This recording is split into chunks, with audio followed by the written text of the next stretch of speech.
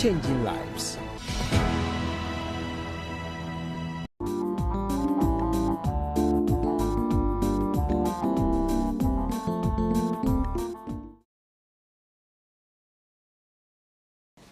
Hello and a very beautiful evening to you. We are glad that we are coming into your homes again. Yes, we are celebrating Ghana and it is our heritage. Ghana month, the month of March. We are discussing issues concerning our families and our heritage. Yes, it is important. What heritage are we talking about? What makes us unique as Ghanaians and as families? That is what we are discussing. On Love at Home, we seek to discuss issues concerning or bothering families, from parenting to family issues, from marital issues, and what have you. And that is why we are glad to come into your homes again. I am sure you are also waiting on us. Please join us on Facebook, on YouTube, and also on 0559-680066. Today we want to look at heritage, marriage as a heritage in Ghana.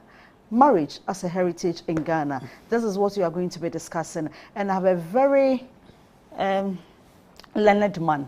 Yes, he's lawyer Anoche Frimpong. He's a historian and a lawyer at the same time. We want to discuss this. You know, marriage has become a unique identity for Africans, for that matter, for Ghanaians. We have a unique way of doing our things. And when we say marriage, we have different types of marriages. Today, we want to discuss the forms of marriages. We want to know what goes into it. And even if you want to enter, what you should look out for. What has changed over the years and what we can maintain on as a people. Mr. Lawyer Anoche, good evening. Good evening, madam. How was your day? Great. Great. Great. It's nice. I hope your family too is doing well. Yes, madam. To God be the glory. And to you out there, I say, Ayuko, and you are welcome. Now, let's start the discussion on marriage as our heritage, as we've been talking about. We know marriage, and we've heard marriage. But for you, as a historian, or for you, what is marriage in a Ghanaian setting? What exactly do we mean when we say marriage? That will mean, for me as a lawyer first. Okay, for you as a lawyer first. Okay, yes, all right. History is another thing altogether. Right. For our discussion, I believe that being a lawyer should be more prominent. Okay. Yeah, when you talk about marriage, in the case of our country, Ghana, we have in mind 3 types of marriage, basically. I want to mention this one, the Mohammedan marriage, because we won't deal with it. So when I mention it, that's just in passing. Then we have customary marriage, and then we have ordinance marriage. That is the CAP 127 marriage, which everybody refers to as the wedding. Okay. Yeah, so let's say we have 3 types of marriage, or basically 2, if we are to talk as Christians in this country. All right. And then when you talk about the customary form of marriage, it is a union, first and foremost, between 2 families. 2 families. 2 families. Okay. The entities, specific entities or subjects or subsets, being the husband and the wife. So it means that in the customary sense, for there to be a marriage properly so-called, 2 families must agree. Okay. So if the man and the woman agree, they meet somewhere, they would want to marry. For as long as they are operating within the customary context, the bigger picture is the 2 families. Okay. The man's family and the woman's family. When both consent, then their wishes or their wish can come to fruition. Okay. But when it comes to ordinance marriage, it is just a union between the 2 to the exclusion of everyone. All right. And all you need, instead of a brother family subscribing to it, this one, you only need 2 witnesses on each side, and then ensuring that you are not less than 21 years. And if you are 21 years, then consent must be given by a parent or a guardian. Okay. So basically, not less than 21 years.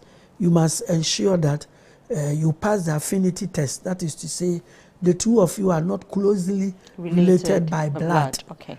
And then also ensuring that immediately before the marriage, at least one of you might have lived in the jurisdiction, the area, the territory of the marriage for not less than 15 days. So basically that what. Yeah. All right. So what will be the significance of each of these marriages that you mentioned about? The customary one, then the ordinance. What is the importance of these? I think both of them are important. And then I will also say that both of them have very known advantages and disadvantages at the same time. For example, if you are to take the customary one, Ajua meets Kwamena, they want to marry. And then you were saying that, as was done to me when I wanted to marry, and then I told my pastor, the first question was, have you gone to see her family members? You understand? So that's the first prerequisite. And that one is a procedure. Okay. It's not a matter of merely going to see the members. No. You do it formally. If I should use the Akan system as the context for illustration. Give us the structure. Yes. Somebody, you the man, you discuss it with your father. Basically, among the Akans, the father who marries for a child. So symbolically, it is the father or anybody from your father's side. This time, maybe your uncle or something like that. You discuss with them. They agree. If they want to agree, they agree. And then go and perform something called knocking. Right. Sometimes they will not agree. If, for example, many years ago when all of them lived in the same community or a small village, they already know that family, you know. So you will go and perform the knocking or the kokoko and then break the message to them that our son Kwamena is interested in marrying a certain lady here.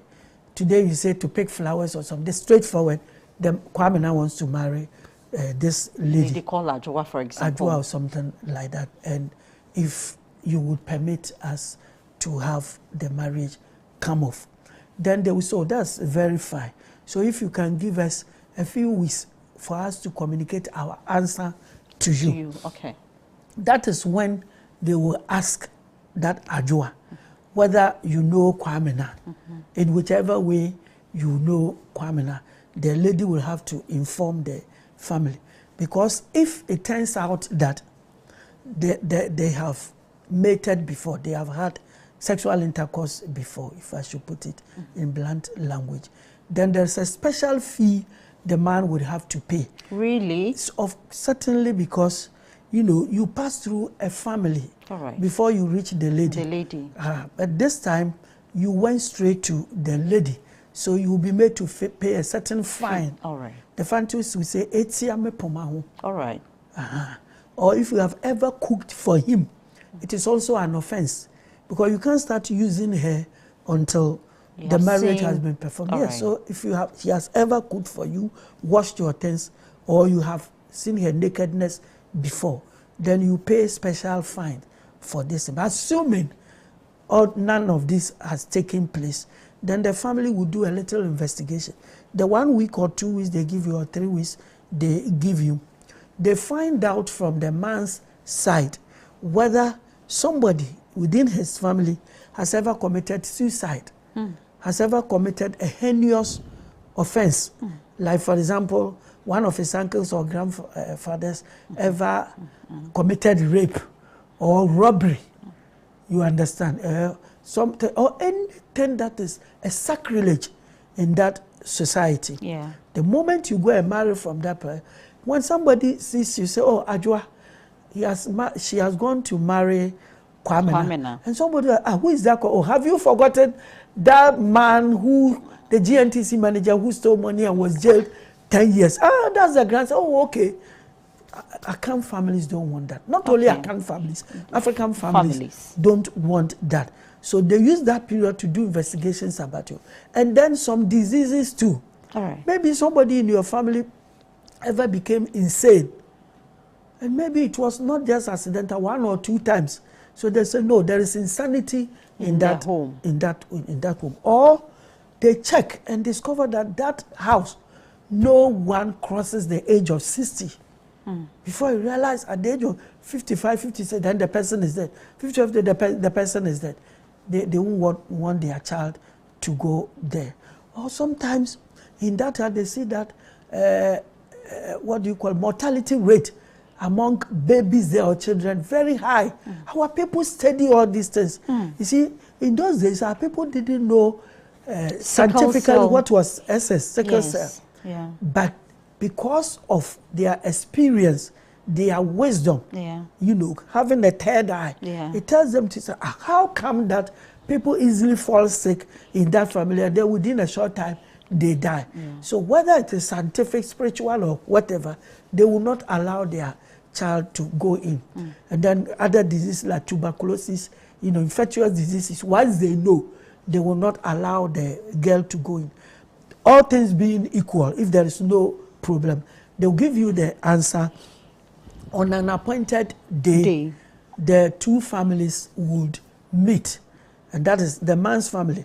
In fact, it's not only the woman's family that does the investigation. But the man's family will do theirs first before they come and perform the knocking. Of course. Yeah, they will do the every investigation first before they come and perform the knocking. So all things being equal, you pass the test, then on that day, the two families will meet. And listeners, viewers should be made to know that everywhere in Ghana, from Cape 3 Points to Kulungugu, the customary law as to marriage is substantially the same. And what do you mean by saying substantially the same? It is always the custom of the woman, the woman's family, that is used to govern the marriage ceremony rights. Or the rights.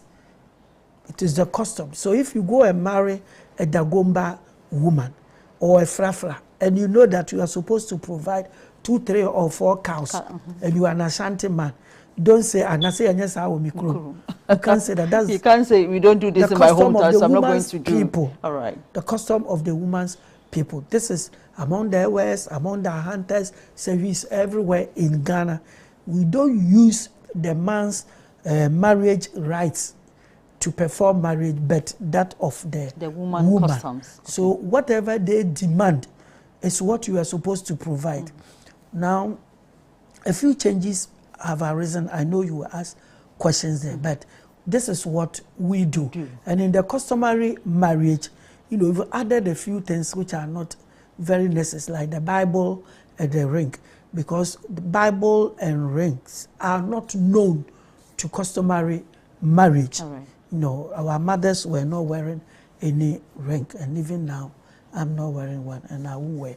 I'll never wear any. So Bibles and rings are not known to customary marriage, but it's like these things have infiltrated our custom. And then because you are not marrying the woman alone, but her family as well, there is a gift for the mother. All right. And then a gift which we call Danta in a can for the father. And then a gift for the woman's brothers, which we call Akontasekan in a can, etymologically, brother-in-law's machete.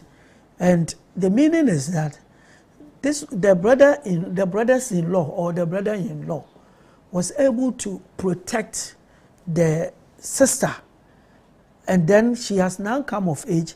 You are going to take her away. So the security work done by the brother should be paid for. That is all. I attended a customary marriage somewhere, and the man, the lady's father or uncle, was saying that my daughter has completed this or that university, so instead of Akontasekan, we are demanding an Akonta computer, laptop.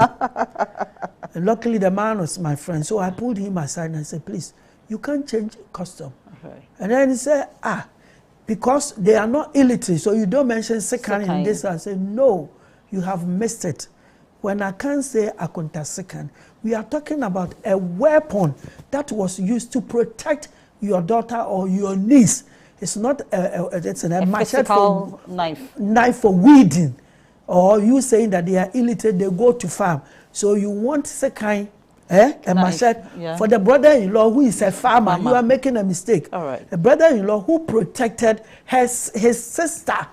That's what you are paying for. Then the man came to understand. So it's not a matter of laptop issue.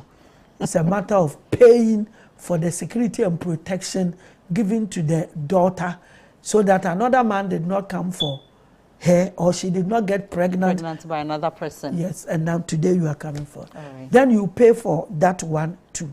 Then a little for the general family.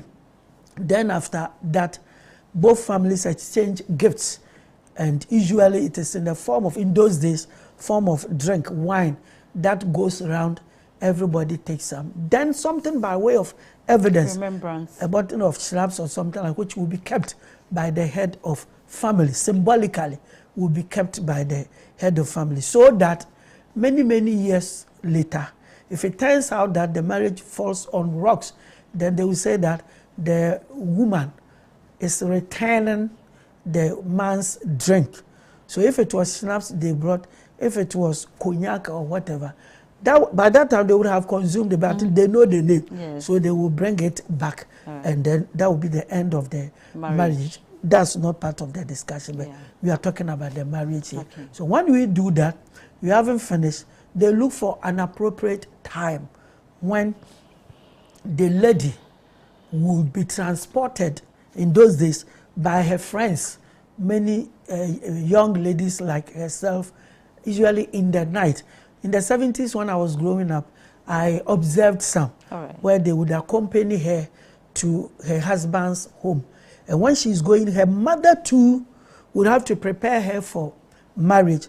The man has brought all the things they asked him to bring, like clothes and other things, which don't need to be mentioned. Everybody knows they will make you bring certain things depending on where the woman comes from. But you, the mother of the woman, you are also supposed to buy her cooking utensils. You know, things that she will use in her kitchen, basic things, which would make her remember you all the time. So you bring, so that nobody will tell her that, oh, you didn't bring anything into the marriage. Very good, because the woman is the manageress of the kitchen, and the man is the manager of the house. So inside the kitchen, her mother should ensure that she goes with the right utensils, and then she goes there. Customary marriage among the Akans, especially, once she gets there, they are supposed to live together. But before going, they will tell you that, especially among the Akans, they will tell you that it is just a way of helping the woman to bring forth children and taking care of our woman. So if she gets any problem like death or anything like that, you will have to pay. But any benefit or profit out of it, when she takes it away, but anything demerit, that one you will have to bear. They will also let you know that if she grows lean or all the deforms. And they also make you know that you are not picking her naked, because on that day they will dress her very well. And it's not your own dress, it's her family that will dress her. So they will tell you, look at the way she is, which made you get attracted and infatuated. So if we see that you are not able to enhance it, or at least to sustain it, then we have the right to take the person away.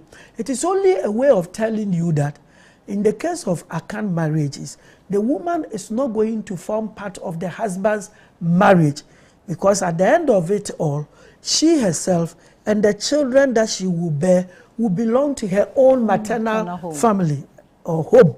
And that is the premonition, the warning they are giving you.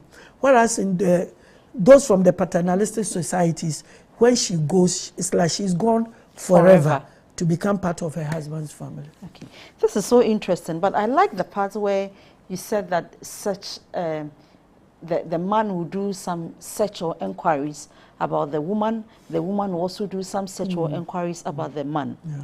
Are these things done these days? Do you see or do you hear people asking about, I want to marry this person, then they'll go into the hometown, go and check what's that? Do you hear people doing that these days? Madam, it's not common. And I believe that you and I would have to understand. You know, when I told you that I witnessed a thing like that, marriage, when I was growing up in the 70s, the town I was growing, in Saim, Takwa in Saim, at that time you could count the houses. Today, it is so huge, you can't imagine. And especially where Western region is full of galamsey activities. If you don't take care, going to your own house where you get lost. And then also, in those days, you see that family members clustered together. Today, Yao has put up a story building here. Ajwa returned from Germany and has built this there, that there. So it is not easy to identify the family, let alone conduct a search. Okay. It's not easy. So urbanization, modernization, so many things. See, when societies were small, because we didn't even have electricity in those days, so we needed to come together for greater security. Now people will want to move away for greatest security. You understand? Yes. So urbanization has destroyed that. Second, migration. Yeah. Because in those days, people were farmers. And in the villages, all farming activities would take place on family lands.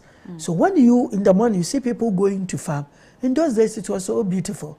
If you take a town like, let's say, Abofor, my other hometown, Offenso District, you see somebody going to farm.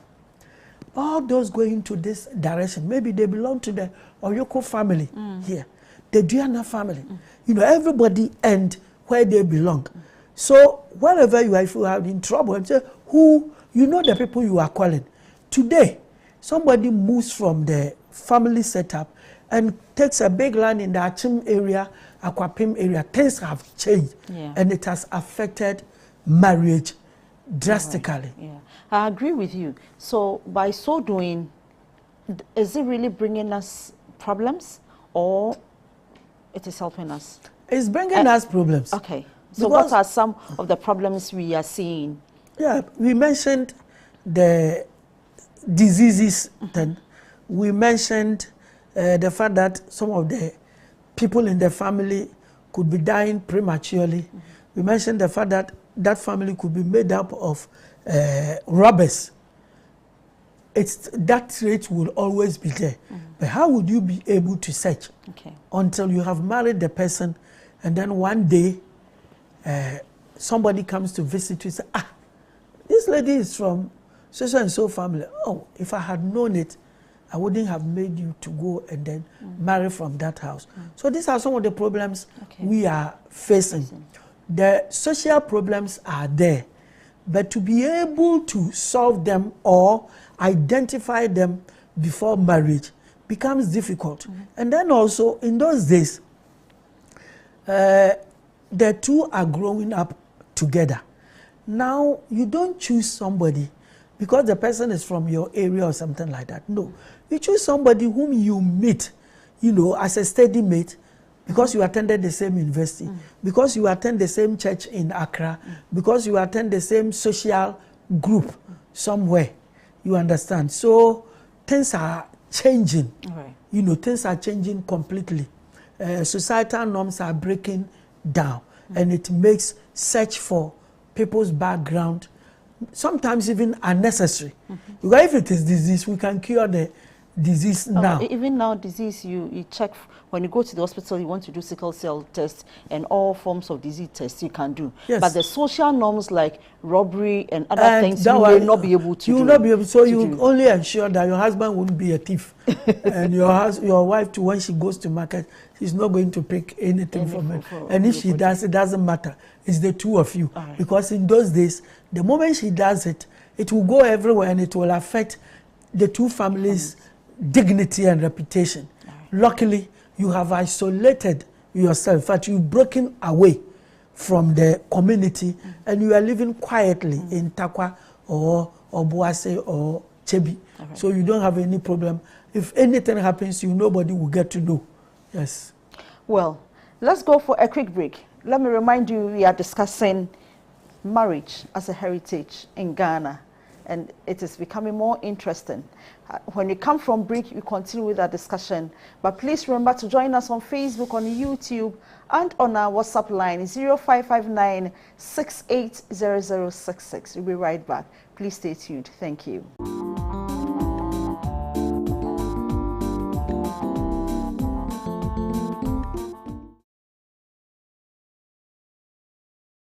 Welcome to Hope at Night. Here's your host, Anil Kanda.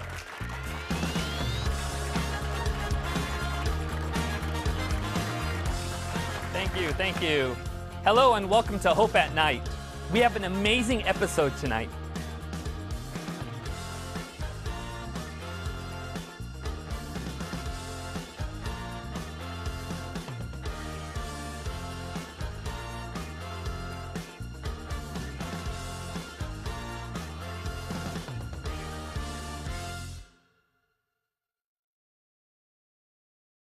Real Talk is back. After a brief break, we are thrilled to let you know that we are back stronger, bolder, and even more active than ever.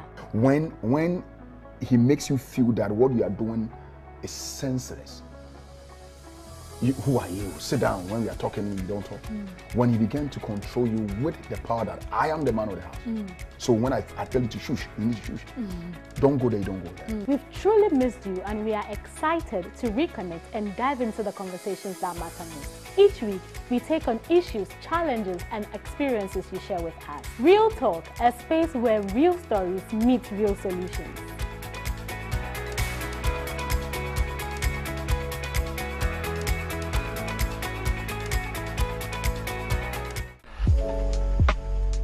Hope Channel is my favorite Christian channel. The best thing about this is that you can have it everywhere you go. All you need to do is to download the Hope Channel app on your Play Store or Apple Store and get all the programs you want to watch.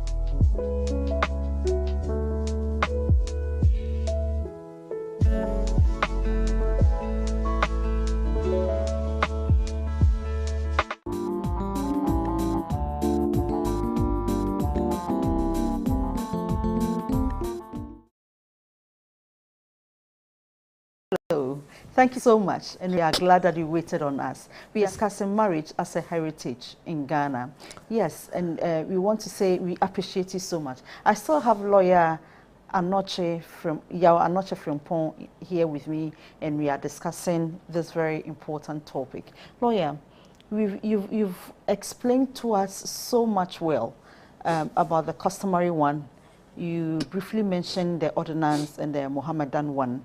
Now, we want to know, in the customary one, are there some expectations from the larger families that these two young man and woman came from? Are they expected to be part of the marriage again? What will be their roles here?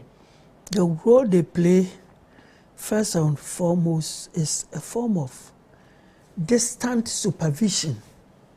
Distant supervision of the marriage. Okay. Very distant. That is remote. All right. When I say remote, it means that as the two of you live together, no matter what, at a certain point, there will be a little problem. And you have the right now to resort to the extended family to lodge a complaint. Maybe the woman is not consenting to certain things. Maybe the man doesn't feed the woman, as we call it akwahoma, you know, the money meant for the family. The home keep. Yes, he's not paying or anything like that. Whoever feels aggrieved has the right to resort to the bigger family. So that's the remote one I'm talking about. So for as long as neither of you has gone there to lodge a complaint, the two families believe that everything is well. Okay. The next thing is that periodically, the man's family members or the woman's family members would visit you. Oh, okay. We pay you a visit. And that's where sometimes they get problems. So it's good you ask this question. Sometimes when they come, you know that generally speaking, in 99% of situations, if it is a woman's family members that would come, you know, the woman would wholeheartedly welcome them, go enter the kitchen with them, cook together, and then start asking all the questions. So when I left the house, what has happened, blah, blah, blah. But the moment it is a family member of the man, you know, the woman turns a bit cold. What do you think is the issue here? What do you think is causing this one? In the first place, she didn't grow up with them because she didn't grow up with her husband. She grew up with her own people, so she knows her own people more. So that is the underlying factor. And then two, she's being forced to please you. You understand? Yeah. Because if it were a member of her own family and it is just cassava and pesi, she has no problem about that because they know her, she also knows them. The moment it is somebody from her husband's side, that is when you are going to look for a foul. You understand? To impress them. To impress them. Maybe they even don't have them. Have it. And then also maybe the woman may or may not be a good cook. That is not a problem for anybody from her own mother's side. If it is from the the husband's side, the fear is that he's going back to say, "Aye, that woman." Jesus Christ. When I went there, the food they gave me, I couldn't eat. And then also, sometimes the woman thinks that the ball of fufu she will put there, or kenke, maybe you eat 2 where you are. And then she makes it 4. So the woman thinks I'm a whatever, glutton or whatever. So I look at big food that she play. I was even angry. Or maybe she takes 4 balls. And you have given him 2. 1 or 2. So, that woman, what does he take me for? So these are some of the things. And that is why in marriage, there is a continuous schooling. Before the visitor comes, if it's coming from the man's family, try to educate your wife, you know, and you too. Because the person is your visitor, but because of the system, the family system has become the visitor of the 2 of you. So you two should be able to educate the person very quickly that here when you come, this is Accra. It is not our village where we have 10-bedroom house and you can sleep anywhere. Here it's just chamber and hall. So you are forced to sleep here. Please, that is what every visitor goes through. And then here you will eat only once a day because we don't have time. Everybody is going to work. So these things must don't be demanding fufu in the morning, in the afternoon, and in the evening.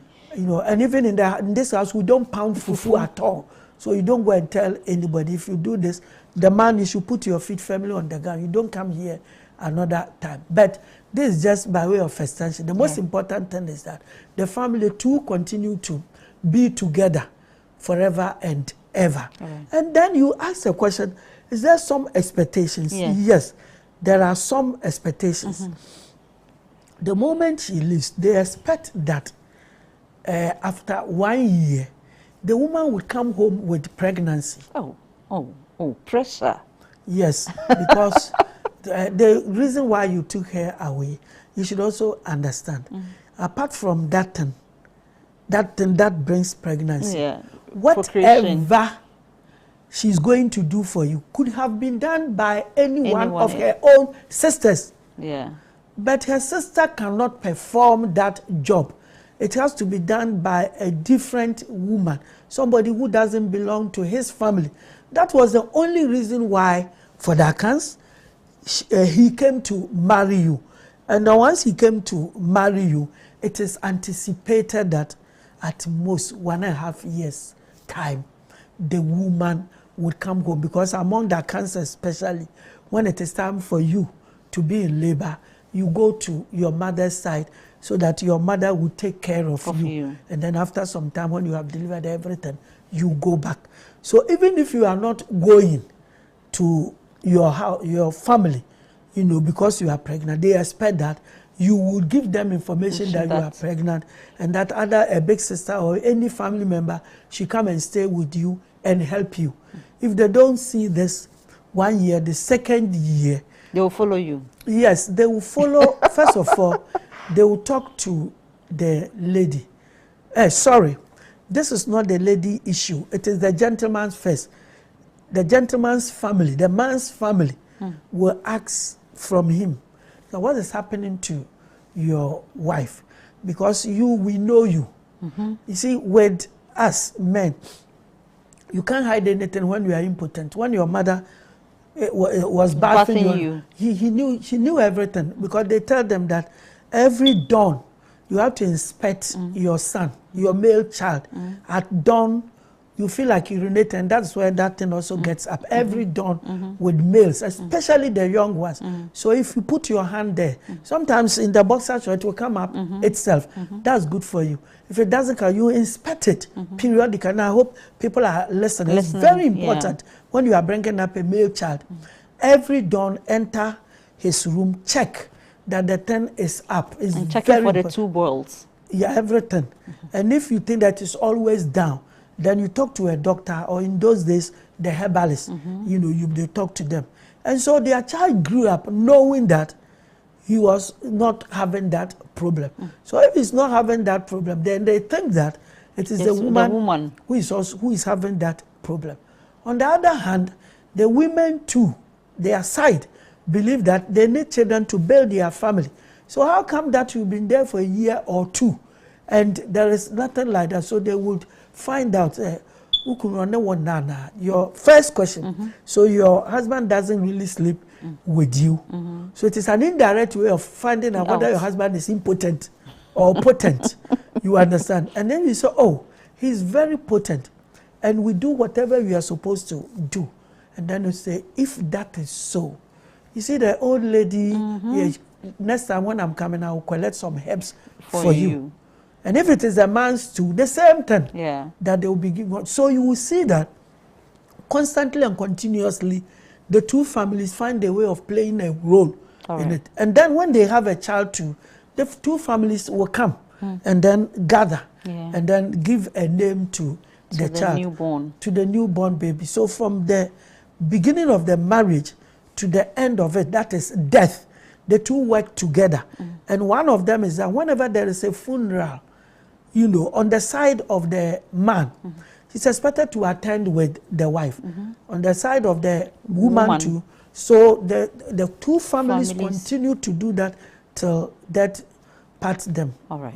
Okay. Now, somebody was asking, supposing you marry from the patrilineal side, what language should you be using at home? I've seen many people, especially in Accra, they try to speak Ga or maybe Chi. But if you are saying you marry from the patrilineal side, like what? Like the Ewe or the Dagomba, and then you are Nakan. And you are Nakan. So you are only talking about different languages. Okay. Where it's a matter of different languages. Cultures or languages, okay. Yes, when it's different languages, this husband and wife, you ask yourself, which language are we going to use to communicate to the children? All right. And ideally, unless the child has a special problem, if the child has a developmental problem, that one, a psychologist would advise that they should not disturb his brain with different languages. It should be only one. And in those days, were they able to establish these things? No, not. But if there is no problem, in fact, the child grows up with 2 languages, the 2 languages. Okay. And we know this from, you see the Sefi people and then the Ahanta people. Yeah. The Ahanta people, are dominated by the Fanti. Okay. They are dominated by the Fanti. And I'm talking about Sekendi Takrada Grand Kwanta Diskov. When you go there, they are Ahantas. Ahanta is a language very close to Nzema and Sefi. So they speak the Ahanta language to the child in the house. When she goes out, everybody speaks Fanti. So they grow up bilingual. Okay. Whereas with the major accounts, like the Chi-speaking people, Ashantis, monolingual. Yeah.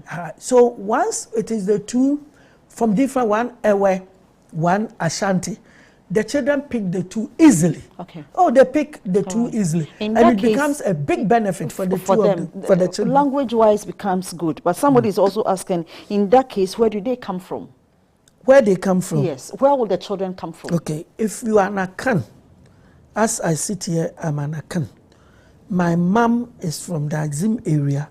My father is from Offenso.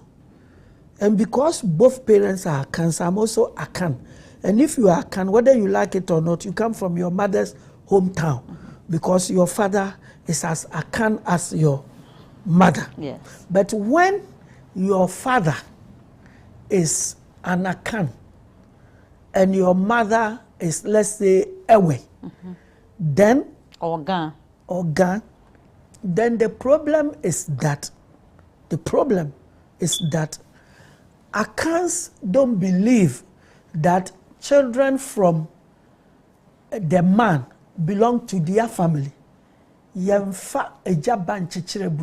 okay. Children from the man cannot be part of their family. Okay. Whereas Ewes also don't believe that children from the woman can be part of their family. Now there are several court decisions, Supreme Court decisions that have solved the problem. All right. That in a situation like this, the children decide whether to say they are Ewes or they are Ashantis. Okay. That is it. They decide where to come from. All right. And we have so many of such examples. They choose. All right. They choose where to come from. Okay. Yes. And that the way they choose, is it by a form of written thing or by just accepting me, I'm going this way, and that becomes it? Or what is the form? That's also a good question you are asking. Because we are having so many issues on this. That is why it depends on the way they are brought up. Okay. It depends on the way they are brought up. If, for example, the man is Ewe and the woman is Fanti, and then the children, you bring them up the Ewe way. You understand? Okay. When they grow up, they know they are Ewes. Ewes. For example, when the Ewe family is meeting, Ewes like those, and they do very well. They have annual meetings. You know, let's say the Agbetui family, the Kwashi family, whatever. This is my friend. Amegache family, Amegan family. They meet. So if you introduce your child there all the time, grows up with them, no problem. They belong there. Okay. On the other hand, there are certain accounts, even when the father's side, you know, let's say it's Ewe or Dagomba or whatever, and they are supposed to show some pride of it, they try to hide it.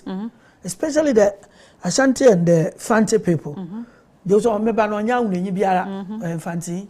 You understand? Yeah. And then tries to bring them up in the Fanti way. Then they also become Fanti children. Okay. Yes, so it depends on the two of you, the way you bring up the children. And I remember when I was a student at the University of Ghana, there was this man, Dr. George Hagan. Later he became a CPP flag bearer, Professor George Hagan. He teaches, or he was teaching African studies, and that was within his domain. And I asked him, in a situation like this, what do you do? And the answer he gave me is that if you are a man, you are in such a situation and you want your children to adopt your tribe, your hometown, you have to bring them up in a certain way consciously. The food they will eat, the society they will join, all those things. You see that not long ago, somebody made a statement in Parliament about Zenator Rollins. I don't want to mention that statement here. But you see that the father's side is offended. And I'm told that Paramountcy in the Volta region has petitioned Parliament House or the Speaker of Parliament to do something about it. That means that the child identifies with the Ewe people. In a similar situation, the child would identify with the mother side, Ashanti, and it is rather the Ashanti people who feel offended. It's as simple as that. So it depends on the way you see your children and the way you bring them and then the children to the way they see themselves and where they want to associate with. Yes, sometimes they don't like this, and there's nothing you can do to make them go that way. All right. Yes. Now, there's another question for you. Yes, and I have even that in my own house. Okay. 2 brothers. My cousin was an MP in my area, and he was lucky. Both parents in Zemes. In the case of his younger sister, the father was away, and whenever we are talking, he says, "I'm a menyanzimeni." Okay. All right. So even though the immediate big brother identifies with the Nzema people, The she sister? says, so it means that she wants to go that That way. And way. that's very good. Okay. That's very good. All right. Okay. So there's a question for you. Hello, good evening. Please, is it customary for a woman to support her partner during marriage preparations? Somebody wants to know if it is good for in the case of customary marriage for the woman to support the preparation during the marriage. It is done in about even 70% of situations. Oh, okay. But it is not supposed to be mentioned in public. Should not be known. It should not be known. It should be between the two of you and maybe your parents. Because there are these people, I know some Ashantis, and you know Ashantis always feel very proud. And that one is a fact, you have to say it. Sometimes they will tell you that you can't buy our daughter. That is true. We have everything. All we need is that she must get married, a peaceful environment to have her children. So if you have anything small to add to what you have got, bring it. If you don't have anything, don't worry. They will do it. And then you will pick all those items and present them. You are not supposed to tell your family members, because your family members are not supposed to know that they are not supposed to know. So whatever they give you, when you meet, you as a man, you meet your father and your mother, they will ask you, Kwabena, but you know you are a man of straw. Are you prepared for them? Say, yes. For the past 3 years, you know, I have been saving. Go and bring the items. Oh, what you've done very well. Because the moment you make a mistake and you tell your own side, especially your sisters, get to know that when something happens, you say, but our brother didn't marry you. Why you not the one who bought all the clothes and those things? And because we avoid that in our custom, no matter the help, the assistance the woman's side will give to the man's side, you are not supposed to broadcast it anywhere. Likewise, the northern societies where you present what do you call it? Cows. The woman's father may be very rich and may donate you some cows, which you intend using it to come back to the man. You don't say that it was my father-in-law who gave it. It's a taboo. So yes, the woman can support you fully, even up to 100%, but no mention of such a thing in public. It is a taboo. Wow, I see. Now, we want to know, does marriage bring different social status as compared to singlehood? 100% yes. Okay. 100% yes, because if I'm single, and let's say you are my friend, when I say my friend, like confidant, we meet at workplace, we talk, we do this. The moment you get married, either you or your husband has the right to stop me from coming closer to you, or you to saying, please, I'm sorry, I'm married. If you want me, when we are at the office, fine, but not coming to my house or this, I don't want that. Because your status has changed. And the woman, even when you are a woman, your own female friends, your husband can say, I don't want this and that near you. And you don't have any right to say no, because your status has changed. The two have become one. And it is acceptable not only under ordinance marriage, but customary marriage too. And then again, because your status has not changed as a single person, when somebody comes to meet you in your room, with the door locked or not locked, with another person of the opposite sex, what is wrong about that? Because the person is not married. The moment your status changes, you are not supposed to do that. All right. You understand? Because the moment you do that, there is a different interpretation altogether. So marriage brings status. What is that status? It also goes to, let's say, cooking for somebody, giving money to someone. At first, I was giving you money. The Portuguese who call dash. Dash, it's a dash. But this time, it's a demand. Yes, it's a demand. So marriage changes. So going out, the time you come in, somebody has a right to come to ask you that you should come early. Or distant or that. And then also, if you want to travel, or even if where you work, they want to send you on course to a certain country or a certain town, your husband or your wife, you have to discuss together. True. Otherwise, it will not be possible. That is true. Yeah, so marriage changes status. And then legally, let's talk about properly the law. It changes your status because marriage is a contract. Viewers should be able to know that. All right. But unlike ordinary contract, which can be dispensed with by either of them without incurring any obligation, in the case of marriage, especially ordinance marriage, the two of you cannot dissolve it without recourse to court. Okay. And then in the case of customary marriage too, even outside court, the two of you cannot dissolve it without recourse to the two families that met. So marriage changes your status. Yeah, coming to that same ordinance. And then again, it changes your status because you can change your name and take the man's name. And the man too, for the first time, hear this, the man too can change his name and take the woman's name. That will be under what condition? Why should a man change his name to take the woman's? Under what condition can that happen? A way of pride. For example, when you've married President Mandela's daughter. Okay.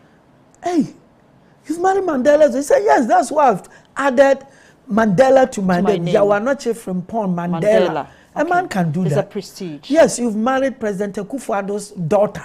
What's wrong with changing it? So it's not always the woman changing her name to adopt the husband's name. It's not written anywhere. Right. 2, it is also not written anywhere that when there is marriage, the woman should change her name. She can maintain her name.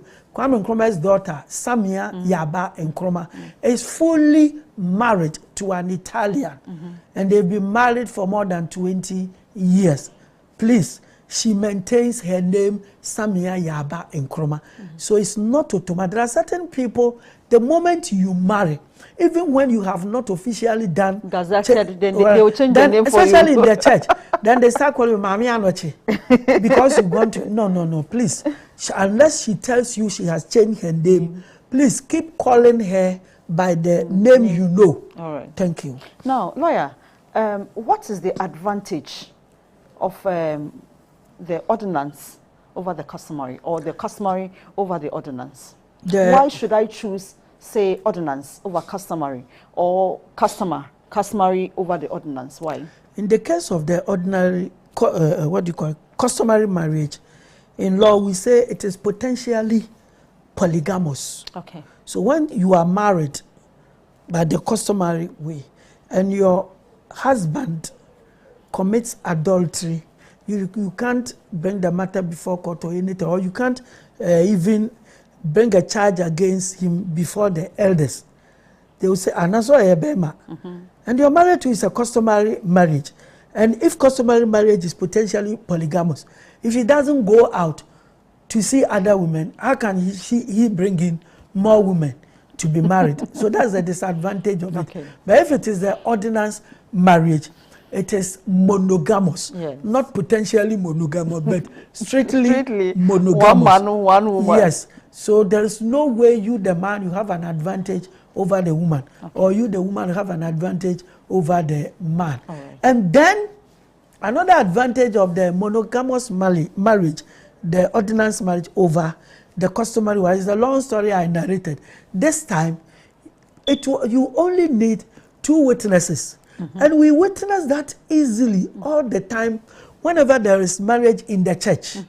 You see, when it is in the church, you will see that after sermons and all those things, which don't form part of the marriage. And please, my advice today is that all the Christians listening to me, especially pastors listening to me, when somebody invites you to deliver a sermon at their marriage, please, if it is possible, don't let it be more than 5 minutes.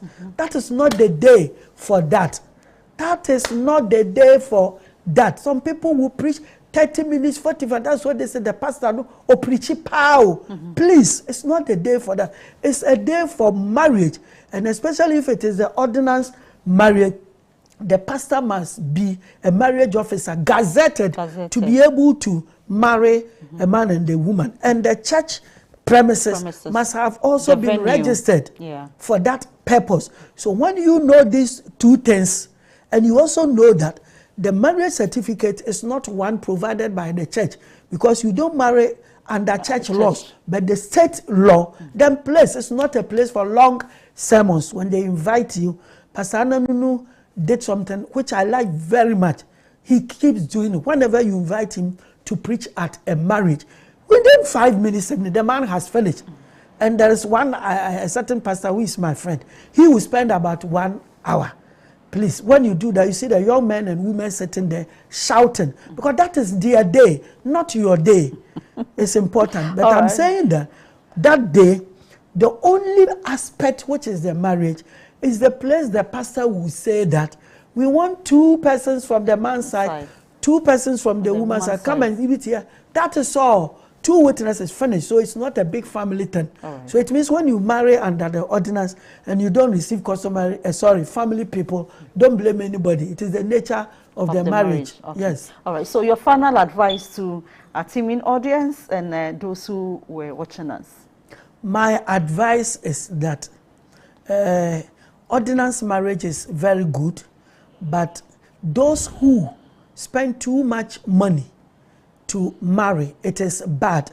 Just let our pastors know that the marriage ceremony can form part of the church service, and then very short program, and then 2 people behind these 2 people, you go and sign, and by law going to buy the forms and then filling in all the things you do at the marriage registry does not exceed 300 Ghana cedis. So why should you do popping, go and hide somebody's car?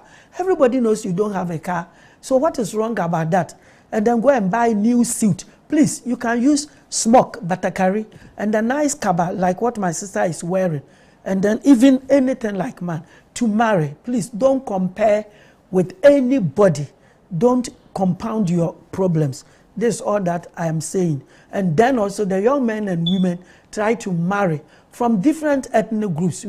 God is a God of diversity. We are all children of the same God. Yes. All right. Thank you so much, Lawyer Anochi. Thank you so much for that knowledge you have shared with us. But it is also important to note that in Ghana, marriage is not just a personal commitment. It is between 2 individuals or 2 families. So if you want to go into the customary way, be careful to go through by the process or the procedures. If it is the ordinance, be careful to go through the process that you're supposed to go through. But it is also important to ask, do some search, do some enquiries. Today you can walk to the hospital and say, I want to be sure that my partner is fit for marriage in terms of hormones, genes, and everything. So don't be too blind about the love or the infatuation, but learn. So as we do this on this show, we always keep on saying that we are going to relearn, unlearn, and learn. And by so doing, we know our homes will be better.